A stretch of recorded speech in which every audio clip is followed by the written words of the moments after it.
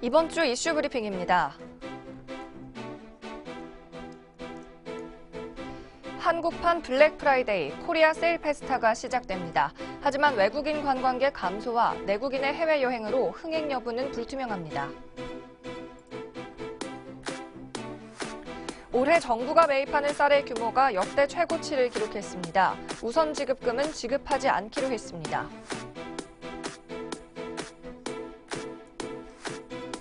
대우조선해양, 삼성중공업, 현대중공업에 이르는 조선업의 빅3가 엿새 동안 총 3조 원에 이르는 대규모 계약을 체결했습니다.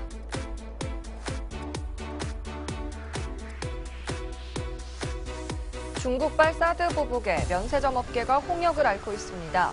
평택항 하나면세점은 영업부진으로 문을 닫습니다.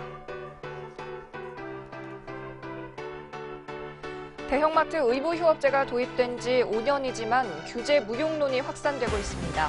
골목 상권과 소상공 업체의 매출도 오히려 떨어지고 있습니다. 자세한 소식 잠시 뒤 위클리 핫세븐에서 전해드립니다.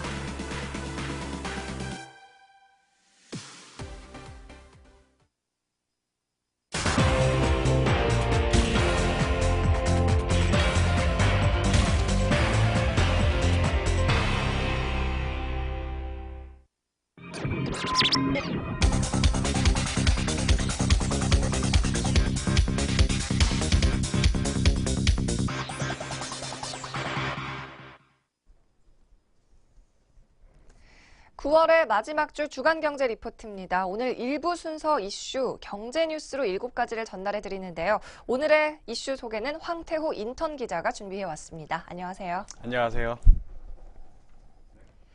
네, 지난 21일 대우조선해양이 9,200억 원 규모의 계약을 체결했습니다. 여기에 이어 삼성과 현대중공업도 대규모 계약 수주 소식이 있었는데요. 그중에서도 삼성중공업이 수주한 물량이 7년 만에 최대 규모라는데 어느 정도 규모인지 먼저 전해주시죠. 네, 최근 삼성중공업이 1조 1천억 원 규모의 계약을 수주했습니다. 삼성중공업은 26일 유럽 지역 선주로부터 컨테이너선 6척을 총 1조 1,181억 원에 수주했다고 밝혔습니다.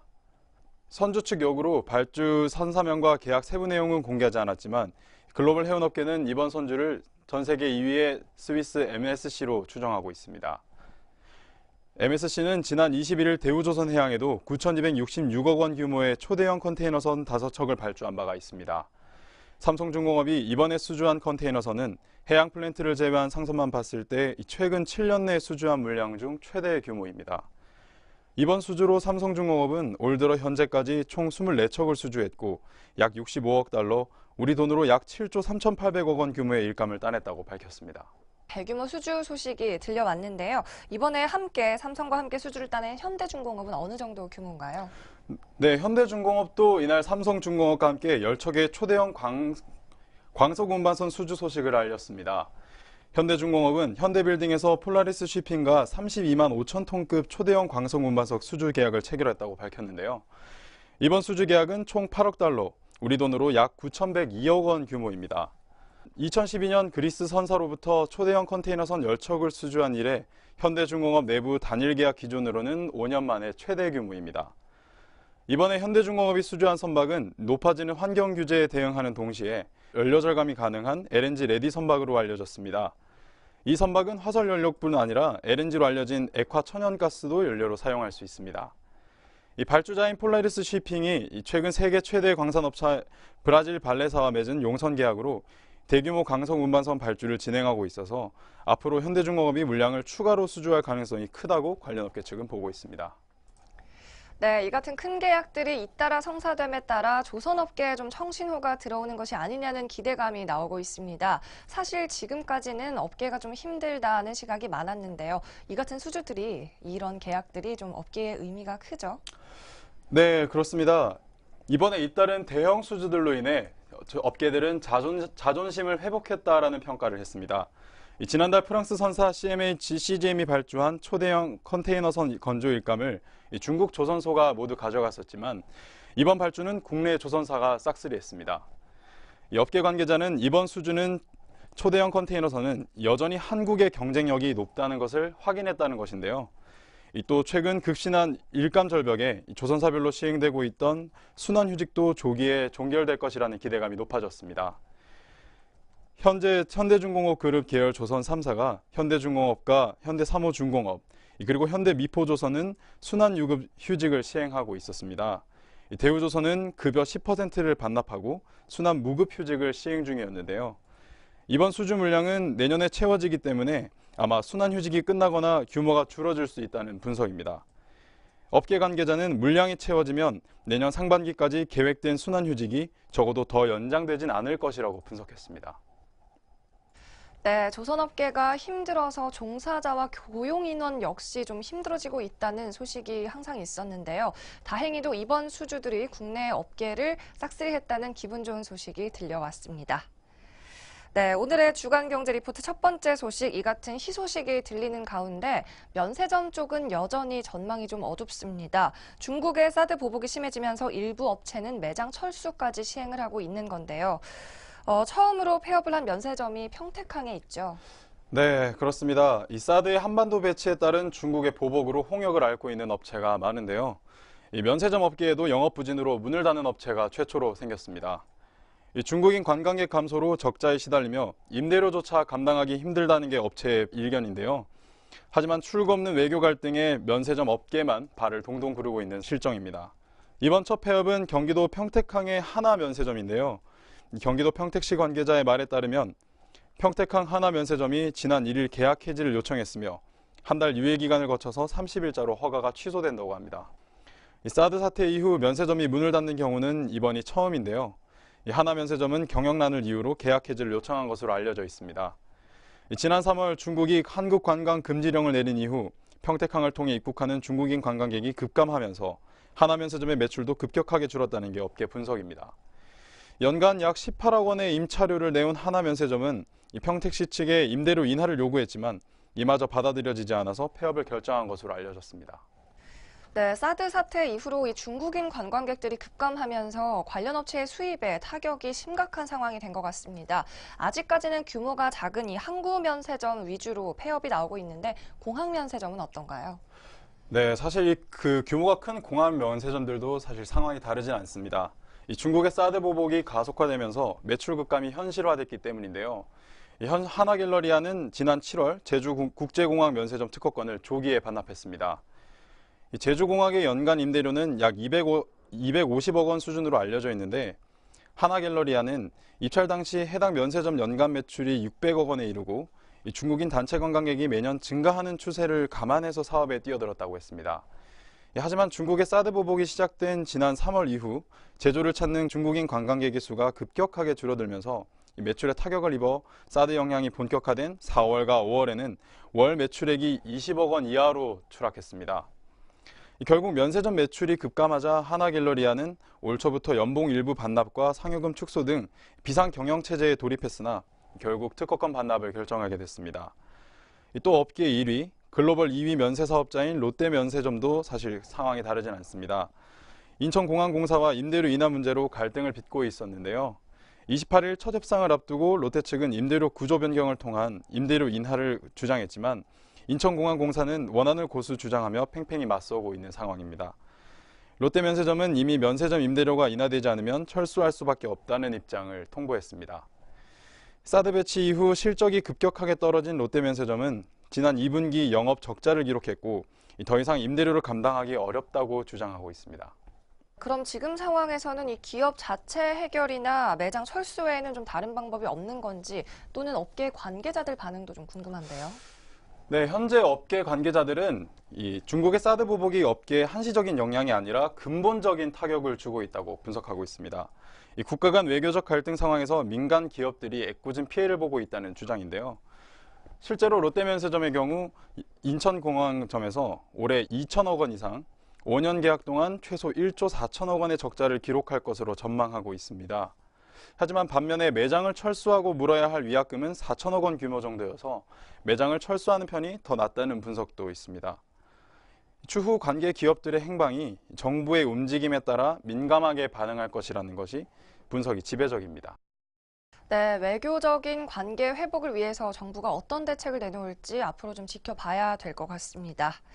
이어서 전해드리는 소식은 한국 벤처업계 소식입니다. 지난 26일 벤처기업을 대표하는 국내 7개의 단체가 혁신벤처단체 협의회를 공식 발족했다고 합니다. 어떤 얘기인지 좀 자세히 들어보겠습니다. 이번에 출범한 이 혁신벤처단체협회가 정확히 어떤 모임인가요?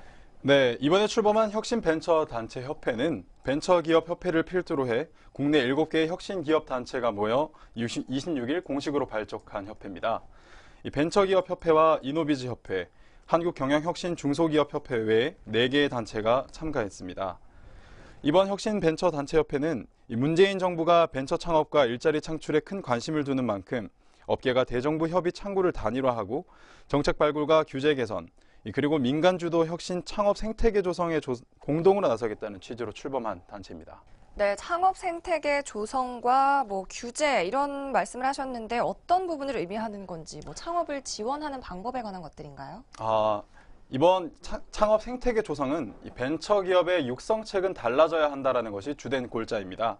이 창업과 성장, 인수합병 등 민간 주도의 혁신 창업 생태계를 완성하기 위해서는 이 혁신벤처단체협회가 주장하는 정부의 지원이 필요하다는 뜻인데요.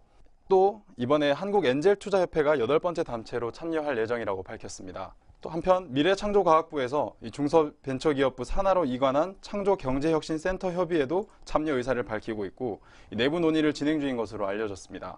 혁신벤처단체협회는 앞으로 2, 3개월에 한 번씩 정기총회를 열고 기존 중소기업 육성 정책과는 다른 정부 정책을 주문할 계획이라고 밝혔습니다.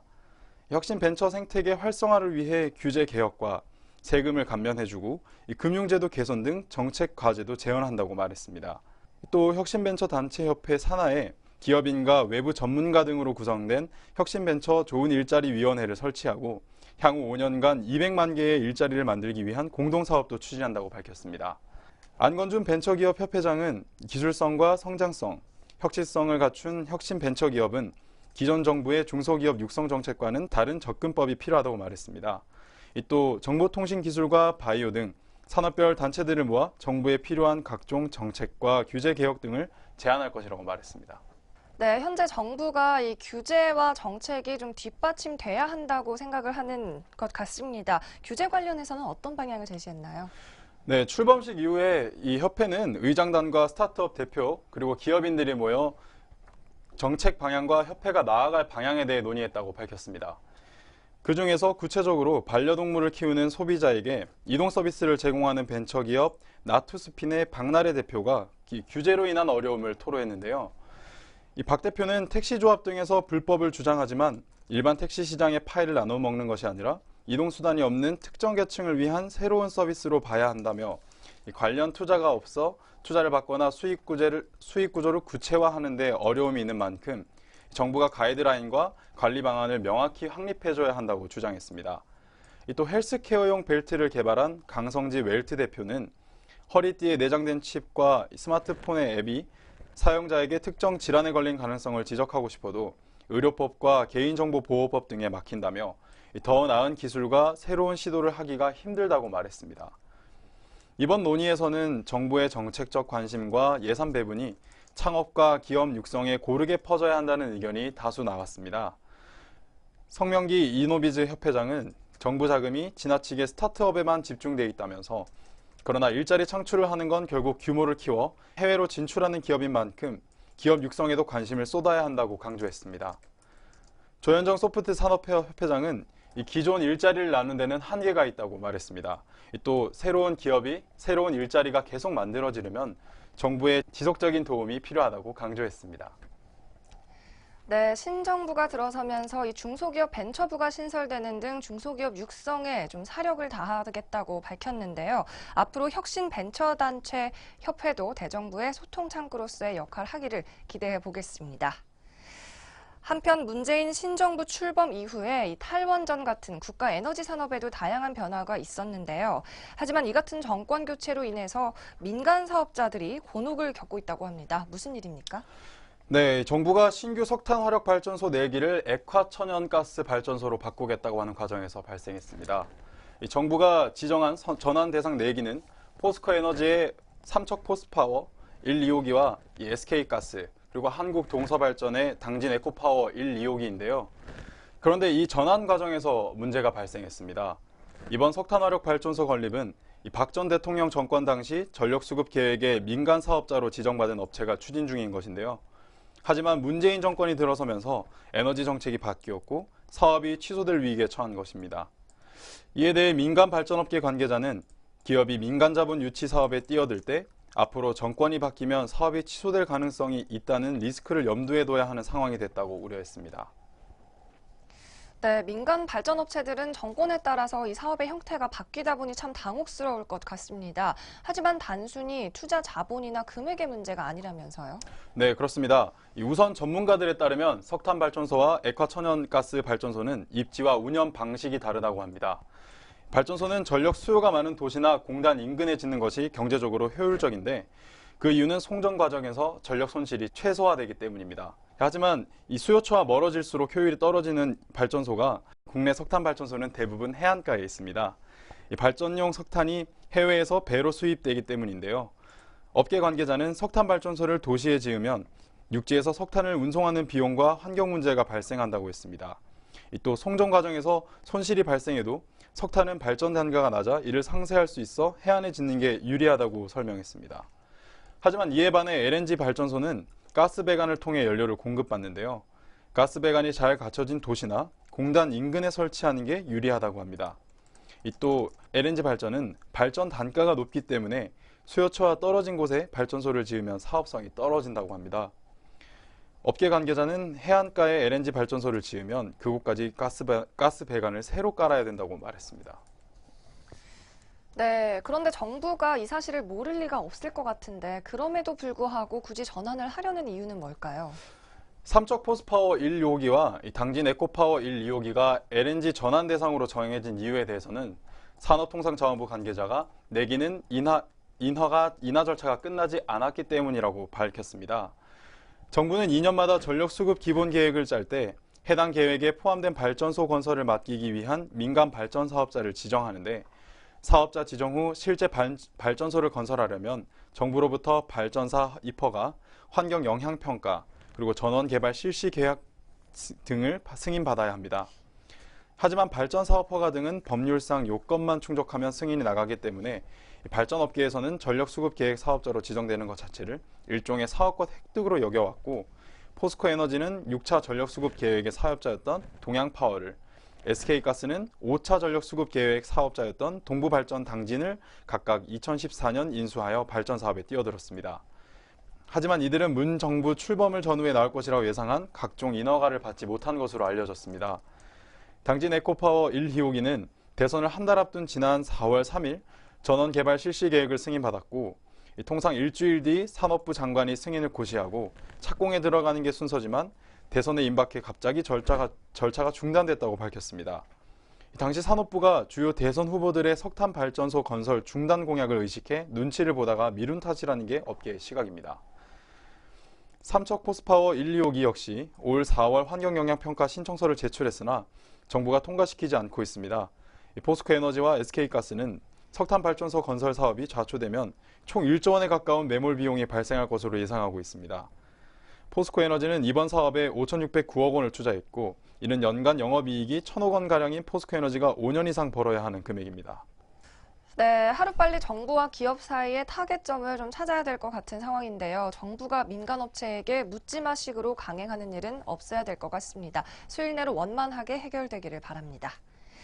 이어서 오늘의 5번째 경제 뉴스입니다. 한국판 블랙 프라이데이라고 불리는 코리아 세일 페스타가 개막을 했습니다. 하지만 흥행 여부는 상당히 불투명한데요. 국내 소비자는 긴 추석 연휴를 이용해 해외로 떠나고 또 중국인 관광객은 사드 배치 문제로 인해서 급감하고 있기 때문입니다. 쇼핑 공백 우려가 제기되고 있는 상황인데요. 이 코리아 세일 페스타 언제부터 열립니까? 네, 국내 최대 쇼핑 관광 축제인 코리아 세일 페스타가 막이 올랐습니다. 지난해에 이어 올해 두 번째를 맞이하는 코리아 세일 페스타는 28일에 개막을 하고 다음 달 31일까지 총 34일 동안 열릴 계획이라고 밝혔습니다.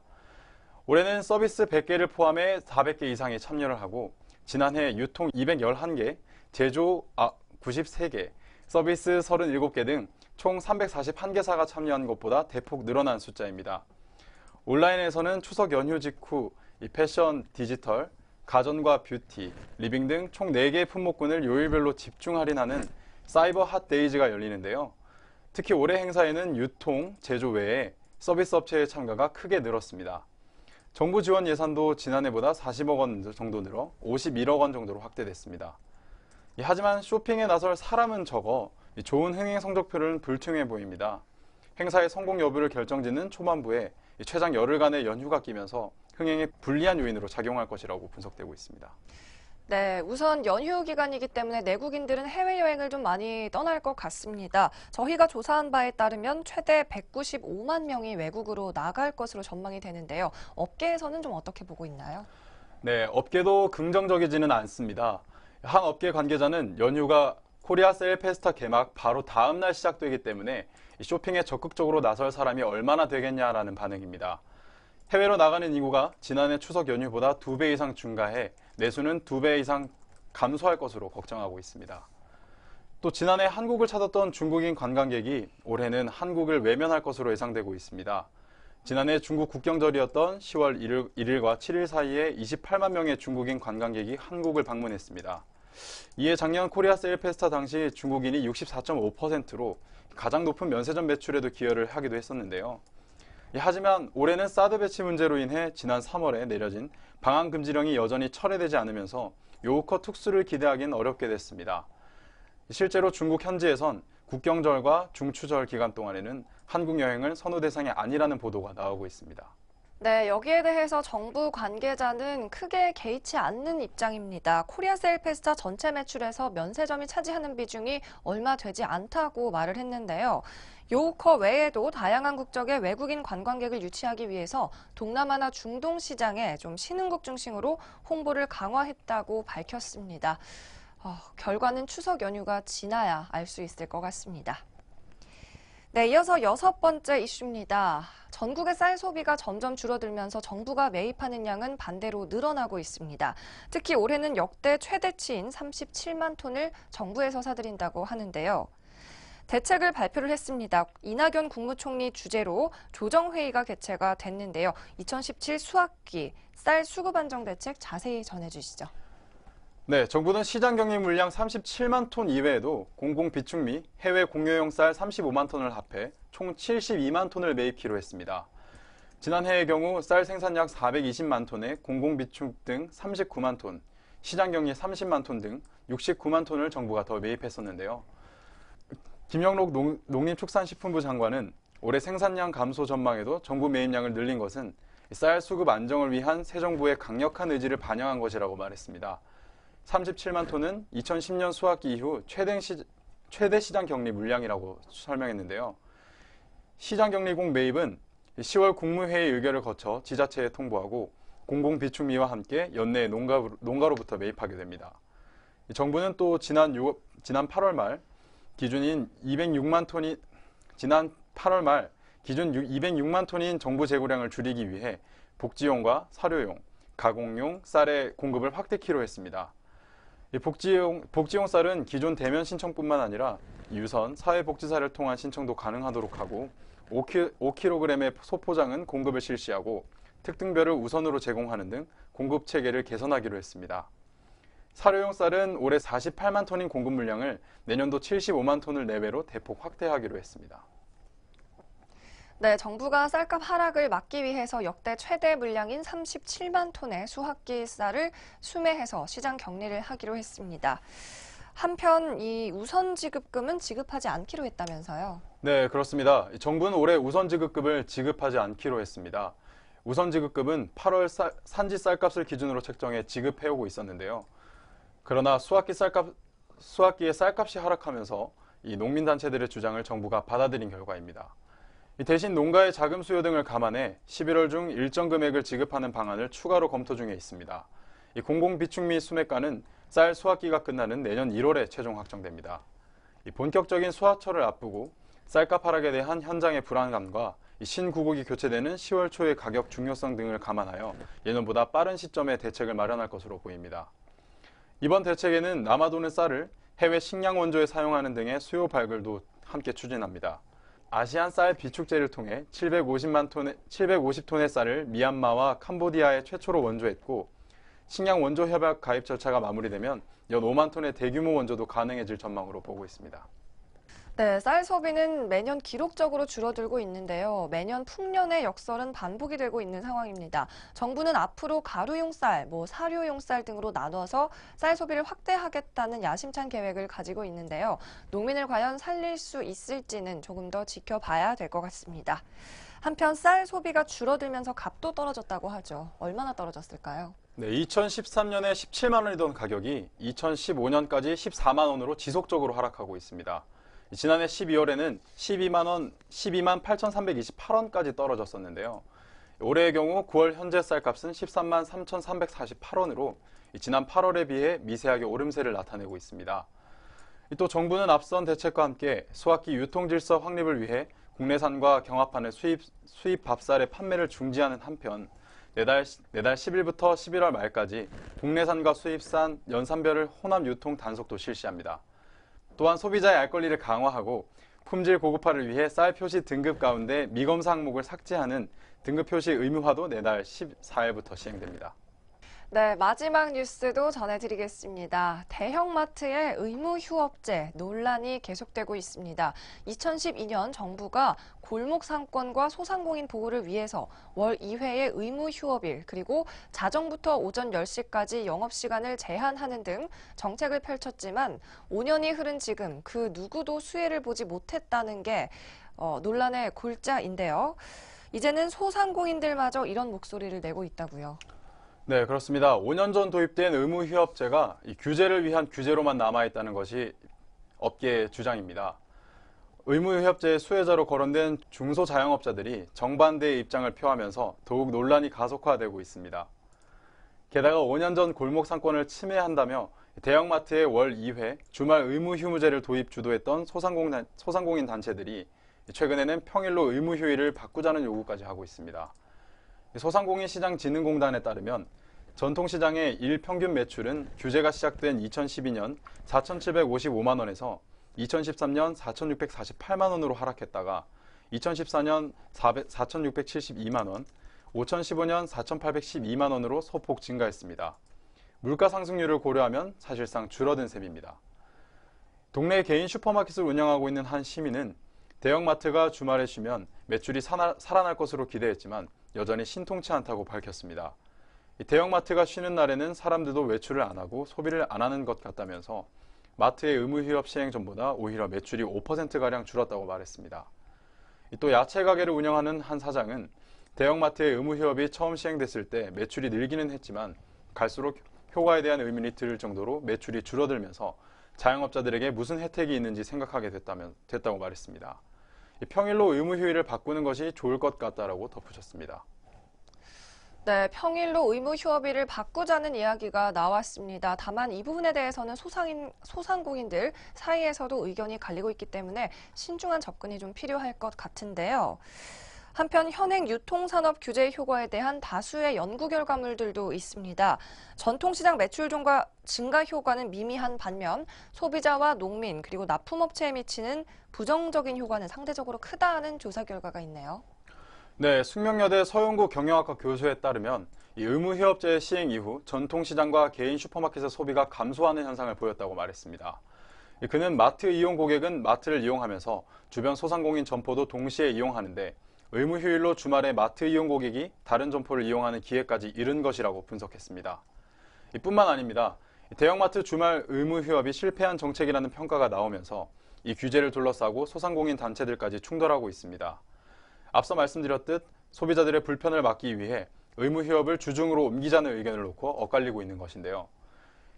직능경제인 단체 총연합회와 골목 상권 살리기 소비자연맹 등 소상공인 단체들은 지난 21일 기자회견을 열고 현행 대형마트 일요일 휴무제가 평일 휴무제로 시행될 수 있도록 검토해달라고 요구했습니다. 네, 이렇게 주장을 바꾼 이유가 좀 궁금한데요. 그리고 같은 소상공인들 사이에서도 의견이 엇갈리고 있잖아요. 어떻게 된 일인가요? 네, 먼저 주장이 바뀐 이유에 대해서는 휴일 의무 휴업제 시행 후 지금까지 5년 동안 골목 상권과 전통시장이 살아나기는커녕 오히려 소비자들의 불만만 가중됐다는 평가가 많다는 것이 관계자의 전언입니다. 이들 소상공인 단체들은 의무 휴무제를 평일로 전환한 전국 26개의 지방자치단체들의 사례를 열거하면서 주중 의무 휴무제로 전환한 지역의 경우 지역 소비가 심리가 회복되고 지역 경제가 살아나는 등 긍정적인 결과를 확인할 수 있었다고 밝혔습니다. 그러나 여기에는 반대하는 입장도 있습니다. 한국슈퍼마켓협동조합연합회와 소상공인연합회인데요. 이들 단체는 지난 26일 따로 기자 간담회를 열어 주말 의무 휴업제의 주중 변경 검토에 대해 반대한다고 밝혔습니다. 이처럼 의무 휴업제를 놓고 소상공인들의 의견마저 엇갈리는 상황이 오가면서 전통시장뿐만 아니라 마트와 소비자까지 고려한 상생 방안에 대한 폭넓은 연구가 필요하다는 지적이 잇따르고 있습니다. 일각의 주장대로 평일로 휴업일을 옮긴다고 해서 매출이 살아날 것이냐, 그 효과도 의문입니다. 무엇보다 정책 효과가 적다고 해서 무조건 뜯어고치기보다는 많은 연구와 조사가 선행돼야 되겠습니다. 네, 오늘 이슈 전달에 힘써준 황태호 인턴 기자는 여기서 보내드리죠. 오늘 수고하셨습니다. 네, 감사합니다. 네, 2017 대한온열의학회 세미나 현장에 나와 있습니다. 오늘 강남 성모병원에 제가 와 있는데요. 온열 치료가 암 치료에 미치는 영향에 관해서 오늘 각계 전문가들과 전문의들이 모여서 강연을 해주신다고 합니다. 안녕하세요, 대표님. 네, 안녕하세요. 네, 먼저 저희 시청자들께 어떤 일 하고 계시는지 간략히 소개 좀 부탁드릴게요. 흔히 최근에 많이 알려진 고주파 의료기기를 제조해서 그 고주파 기술로 암 환자나 여러 질병 환자를 치료하는 기계를 만들고 있는 업체입니다. 네, 오늘 이 세미나를 후원하러 나서셨잖아요. 네. 어떤 취지에서 결심하셨어요? 폭넓게 전달하고 어떻게 보면 좀 선구자적인 역할을 저희 회사가 했으면 좋을 것 같아가지고 이렇게 후원하게 됐습니다. 네, 오늘 한정호 대표이사 만나봤습니다. 바쁘신데도 이렇게 와주셔서 정말 감사하고요. 더구나 요새는 좀 9월은 학회에 처리해서 굉장히 많은 학교가 열리고 있습니다. 온열치료가 간접적으로 면역 반응을 항진시켜서 올려서 그 면역 반응을 위해서 암이 중요. 이제 또 그러한 시대에 오기 시작했습니다. 감사합니다.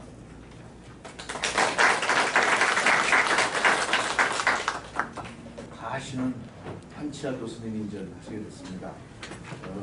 지금 성모병원의 부원장님도 하시고 혈액정내과장도 하시고 안 해보신 게 없으신 분입니다. 사실은 우리나라도 한치아 교수님의 말씀을 드리겠습니다. 감사합니다. 우리 내과 의사지만 혈액종양내과라고 내과 중에서도 암하고 혈액질환 다루는 분야에 전문을 가지고 있습니다. 그래서 실제 저도 늘 의아했죠. 제주 한라병원의 한치화 과장님 모셔보겠습니다. 안녕하세요. 네, 오늘 처음 이제 첫 번째 순서로 강연하시고 나오시는 거 저희가 급하게 붙잡았어요. 강연하셨는데 어떠셨나요, 분위기가? 이렇게 많이 모일 줄은 몰랐어요. 관심도 많고 암 치료에 대해서 지금 현재 치료하는 것들에 이렇게 100% 만족하는 사람들은 없잖아요. 네. 새로운 방식에 대해서 의사도 포함해서 모두가 다 갈망하는 거죠. 그래서 그런 면에서 이미 많이들 해오곤 있는데 이제 본격적으로 제도권 안으로 철저히 검증이 돼야 되고 좋은 결과를 얻어야 하는 네, 또 오늘 온열 치료와 항암 요법에 관해서 강의를 해주셨는데요. 살짝 요약을 해주신다면 어떤 내용으로 말씀해 주셨나요? 수술, 방사선 치료, 항암 치료에 온열 치료가 어떤 도움을 더 줄 수 있을까? 어떤 상승작용에 대한 1 더하기 2가 아니라 3, 4가 되듯이 이렇게 치료의 가능성을 오늘 좀 소개를 하고 앞으로 이 부분이 어떻게 발전해 나가야 되겠는가 그런 이야기를 했습니다. 지침서가 인터넷에 무료로 오픈이 돼 있어요. 이게 앞에 거는 미국 암협회에서 결정하고 이건 유럽 학회에서 결정한 겁니다. 그래서 둘 다 보면 이럴 땐 이번에는 자리를 좀 바꿔서요. 대한운혈의학회 학회장이신 최일봉 교수님 만나보겠습니다. 안녕하십니까? 네, 아까 전에 이렇게 진행하시고 연사분들 소개해 주시느라 굉장히 바쁘신 모습을 제가 봤거든요. 지금 인터미션 중에 저희가 잠깐 이제 불러서 요청을 드렸는데 오늘 지금까지 좀 세미나 분위기 어떻게 보시나요? 이번 세미나는 굉장히 많은 분이 오셔서 성황리에 이렇게 하게 되었습니다. 네, 그렇다면 온열 치료가요. 실제로 어느 정도 좀 효과를 내고 있다고 받아들여지는지 궁금해요. 최근에 와서는 다시 이제 온열 치료가 각광을 받고 있습니다. 네. 그래서 많은 암 환자에서 이 치료가 효과적인 것이 이제 증명되고 있습니다. 그럼 그 중에서도 어떤 환자에게 좀 효과적이라고 보세요? 면역력이 떨어지는 암 환자, 초기 암 환자보다는 이제 말기 암 환자에 네. 이제 큰 도움이 될 수 있습니다. 좋은 말씀 고맙습니다. 네. 감사합니다. 감사합니다. 네, 지금까지 대한온열의학회 최일봉 학회장님 만나봤습니다.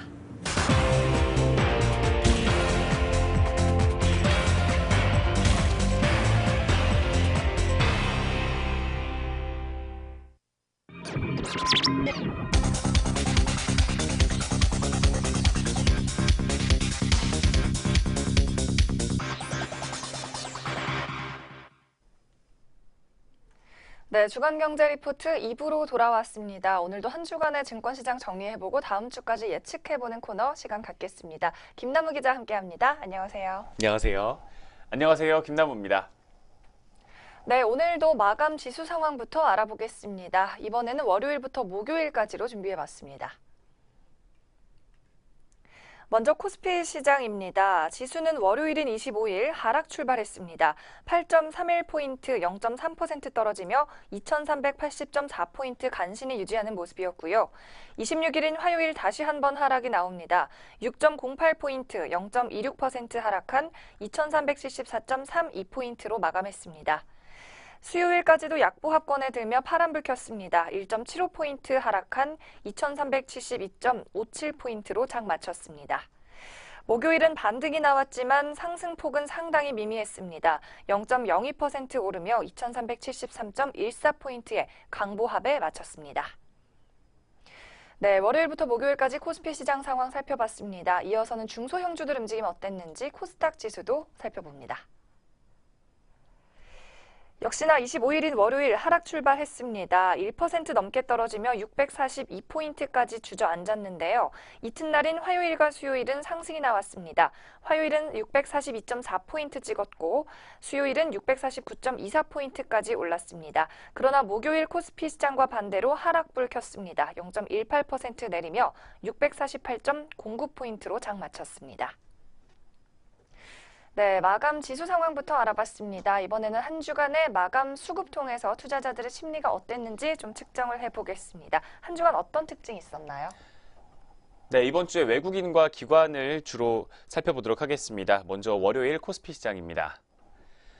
월요일 코스피 시장에서 외국인과 기관은 모두 동반 매도세를 기록을 했습니다. 각각 335억 원과 408억 원가량 물량 덜었습니다.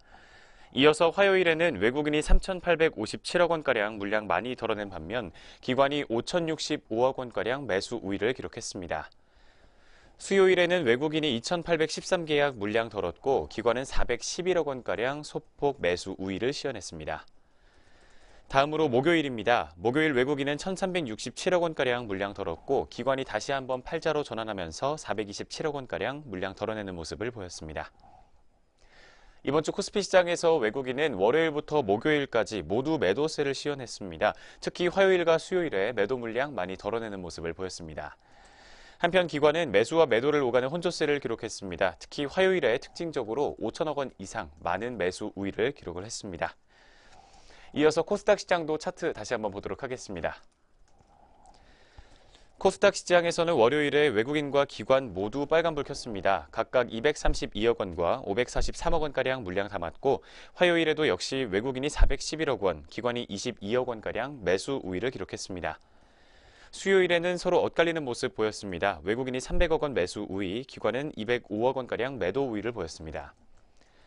목요일에는 외국인이 187억 원가량 덜었고 기관은 129억 원 담아내면서 장 마쳤습니다. 이번 주 코스닥 시장에서는 외국인은 매수세가 조금 더 강했습니다. 하지만 목요일에는 팔자로 전환하는 모습을 기록했습니다.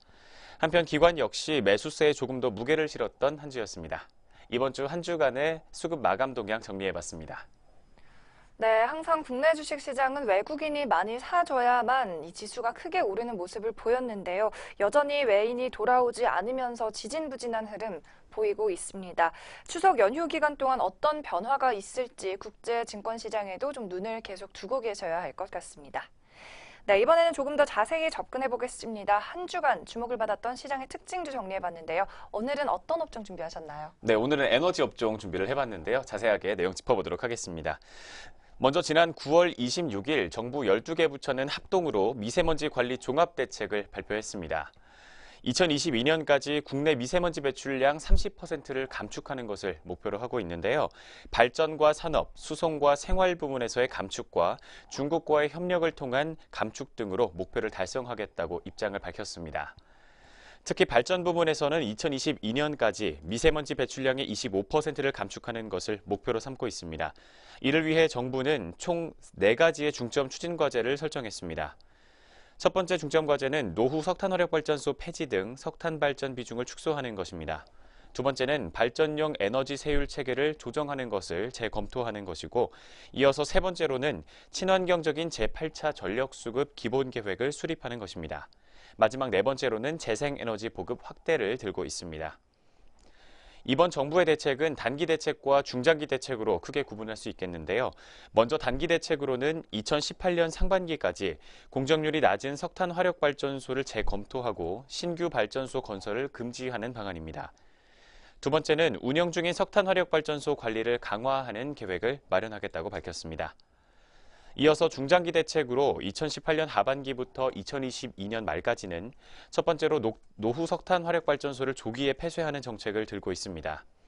이어서 2017년 중으로 제8차 전력수급 기본계획을 수립하고 2017년 중에 제3차 에너지 기본계획 수립을 함을 통해서 환경성과 안전성을 고려한 새로운 패러다임을 도입하겠다는 입장을 밝히고 있습니다. 마지막 세 번째로는 발전용 에너지원 친환경적 세율체계 도입을 검토하겠다는 계획을 밝혔습니다. 이번에 발표된 대책 내용들 중에서 신규 석탄 발전소와 LNG 발전소 신규 건설은 한전 KPS에 긍정적으로 작용할 전망입니다. 올해 이후에 추가적인 석탄 발전소 도입이 불투명했던 상황에서 한전 KPS의 화력 정비 부문의 외형 성장이 계속 이어질 것으로 판단되고 있기 때문입니다. 한국전력은 중장기적으로 비용 상승 구간에 진입하겠지만 제8차 전력수급 기본계획 이후에 산업용 전기요금 체계 개편을 통해 전기요금 인상 효과가 발생할 전망입니다. 한국가스공사는 LNG 발전 비중 확대에 따른 발전용 LNG 소비량 증가로 인해서 국내 부문에서의 기업 가치 상승이 이어질 것이라는 전망이 나오고 있습니다. 최근 NH투자증권에서는 방금 짚어드렸던 한국전력과 한국가스공사에 대한 매수 의견을 추천을 했습니다. 최근 주가가 저평가된 구간에 진입했다고 판단한 건데요. 이 두 종목의 목표 주가와 이번 주 목요일 종가 살펴보도록 하겠습니다. 첫 번째로 한국전력의 목표 주가는 46,000원이었고 이번 주 목요일 종가는 38,350원을 기록했습니다. 두 번째 한국가스공사의 목표 주가 61,000원이었습니다. 이번 주 목요일 종가는 42,000원을 기록했습니다. 네, 이렇게 해서 이번 주에 특징 보였던 업종, 에너지 업종으로 정리했습니다.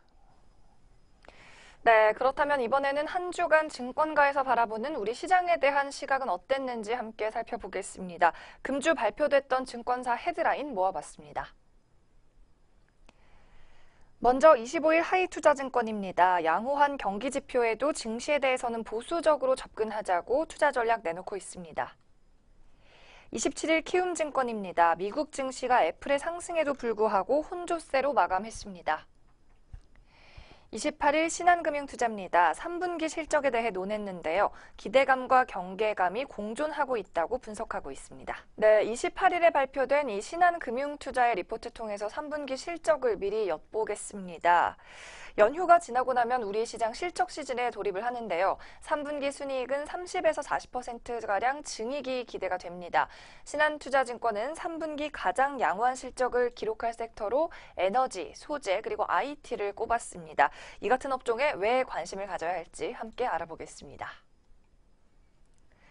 먼저 코스피 기업들의 3분기 순이익 전망치는 35조 원 내외입니다. 전분기 34조 원 대비 소폭 늘어나게 되겠는데요. 작년 3분기는 삼성전자 갤럭시 노트 7의 손실이 컸기 때문으로 분석됩니다. 즉 코스피 순이익 증분의 대부분이 IT 섹터에서 나온다는 말이 되겠는데요. IT는 작년 대비 10조 원의 증익, 182%의 증가가 예상됩니다. 삼성전자와 SK하이닉스의 증가분이 8조 6천억 원으로 3분기에도 반도체의 질주는 계속될 것으로 보입니다. 하지만 이 같은 IT의 호조 속에 나머지 섹터들은 명암이 확연히 갈리는데요. 민감주 중에서는 에너지와 소재 등이 눈에 띄게 상승할 것으로 보이고요. 금융도 11% 플러스권으로 나쁘지 않은 성적표를 받아들 전망입니다. 한편 감익이 예상되는 섹터는 작년 현대차의 대규모 파업에 따라 기저가 상당히 낮게 깔렸음에도 불구하고 경기 소비재가 15% 내외로 줄어들 것으로 보입니다. 산업재는 전년 동기와 비슷한 수준의 이익인 마이너스 3%가 예상됩니다. 방어주 내에서 헬스케어가 64%, 통신 서비스가 49% 등 양호한 개선세를 기록할 것으로 보이고요. 필수 소비재는 3개 분기 만에 전년 대비 감익에서 벗어날 전망입니다. 올 3분기 15%가량의 증익이 예상됩니다. 네, 이렇게 3분기 실적 시즌이 눈앞입니다. 추석 연휴가 이 중간에 길게 끼어 있는 것을 감안하면 거래일 기준으로 정말 며칠 남지 않았는데요. 기업들의 이러한 실적이 코스피 반등의 지렛대가 될 수 있을지 지켜보셔야 될 것 같고요. 올해 실적 기준으로 저평가된 에너지와 소재, 그리고 반도체, 은행 등의 업종에 관심을 가져보시면 좋을 것 같습니다. 네, 이어서는 금주의 키 이슈 시간으로 이어가겠습니다. 이번 주 시장을 주도했던 세 가지 키 이슈 김남우 기자가 꼽아주셨죠? 네, 맞습니다. 이번 주도 세 가지 정리해봤는데요. 하나하나 살펴보도록 하겠습니다. 먼저 첫 번째는 정치 테마주와 관련된 이야기 짚어보겠고요. 두 번째로는 10월의 중소기업 기업 전망에 대한 이야기 나눠보겠습니다. 마지막 세 번째는 생리대 생산을 재개할 것이라는 깨끗한 나라와 관련된 이야기 살펴보겠습니다. 네, 먼저 첫 번째 이번 주 키이슈입니다. 28일 금융감독원은 올해 1월부터 7월까지 정치 테마주 특별조사반을 운영해 조사한 결과를 발표했습니다. 정치 테마주는 기업 실적과 관련 없이 주식시장에서 정치 이슈에 따라 마치 특정 정치인과 관련이 있는 것처럼 풍문이 유포되거나 시세가 급격하게 변동되는 종목을 말합니다. 금감원은 19대 대선 관련 정치 테마주 147종목 가운데 불공정 거래가 의심되는 47종목을 집중 조사했습니다. 그 결과 지금까지 33종목에서 불공정 거래 혐의가 발견된 것으로 알려져 있습니다. 이에 따라 관련자 33명에 대해 검찰 고발 등의 조치를 취한 것으로 전해지는 가운데 이들이 정치 테마주를 이용해 얻은 부당 이익 금액은 약 157억 원에 이르는 것으로 조사가 됐습니다. 이어서 두 번째 키이슈입니다. 중소기업들의 다음 달 경기가 대폭 위축될 것이라는 전망이 나오고 있습니다. 중소기업 중앙회는 지난 18일에서 25일 총 3,150개 중소기업을 대상으로 2017년 10월 중소기업 경기 전망 조사를 실시했습니다. 조사 결과 업황전망 중소기업 건강도 지수가 하락한 것으로 조사됐다고 28일 밝혔습니다. 이는 추석 장기 연휴에 따른 생산 감소와 중국의 사드 보복 등으로 지속되는 대외 불확실성으로 인한 판매 감소 우려 탓에 중소기업들이 향후 경기를 부정적으로 전망했기 때문이라는 게 중기중앙회의 분석입니다. 이번 달 조사에서 중소기업이 경영에 가장 어려운 부문으로 꼽은 점은 내수 부진과 인건비 상승, 그리고 업체 간 과당 경쟁 등의 순이었습니다. 네, 이어서 세 번째 종목 짚어보겠습니다. 세 번째 키이슈입니다. 28일 깨끗한 나라는 식약처의 생리대 전수조사와 위해성 평가 결과에 대해 당사가 제조 판매하고 있는 모든 생리대 제품이 안전한 것으로 확인됐다며 이번 식약처 발표를 계기로 중단됐던 생리대의 판매 및 생산을 재개하고자 한다고 밝혔습니다. 깨끗한 나라 측은 이번 식약처 실험은 지난번 강원대 연구원의 실험 방법에 비해서 훨씬 더 가혹한 조건에서 이뤄졌다는 점에서 당사 제품의 안정성을 충분히 입증해주는 결과라고 할 수 있다는 입장을 밝혔습니다. 특히 당사의 일회용 생리대 등 대부분의 제품은 조사 대상이 된 휘발성 유기화학물 10종별 수치에서도 매우 양호하게 나온 것으로 나타났다고 밝혔습니다. 깨끗한 나라는 소비자분들의 불안한 혼란을 해소하기 위해 기업이 감당해야 할 책임 있는 행동이었다고 생각하며 앞으로도 소비자의 안전과 건강이라는 최우선 가치를 수호하기 위한 기업의 사회적인 의무를 기꺼이 감당해낼 것이라고 입장을 밝혔습니다. 네, 여기까지 이번 주 시장에 영향 미쳤던 키 이슈 3가지 짚어봤습니다. 네, 이번에는 다음 주 전망입니다. 10월의 시장 전략과 투자 전략을 함께 세워보겠습니다. 이제 유례 없이 긴 추석 연휴가 지나고 나면 바로 10월 중순이 돼버리는데요. 증권가에서는 자산 배분 전략을 어떻게 세우고 있는지 살펴보겠습니다. 한국투자증권의 리포트를 인용하겠습니다. 10월 글로벌 자산 배분 전략으로 지키는 것도 중요하다고 이야기를 했습니다. 한국투자는 단기 불확실성이 거치면 펀더멘털에 다시 주목하자고 평가를 하고 있는데요. 자산 배분을 여전히 위험 자산에 대한 비중 확대 입장을 유지했습니다. 현재 국면은 선진국을 중심으로 한 글로벌 경기 회복 모멘텀이 줄어들었지만 여전히 성장 국면은 지속을 하고 있고 또 안정적인 시장 흐름도 이어지는 상황이라고 말을 했습니다. 지정학적 리스크와 유동성 환경의 변화로 단기적인 시계가 흐려졌지만요. 글로벌 투자가 순항하기 위한 조건이 크게 변했다고 판단하기는 이르다는 입장입니다. 올해 중반 이후 경기와 유동성 부문의 변화가 점진적으로 진행이 돼 왔고 또 자산 시장에 대한 경고음도 높아졌습니다.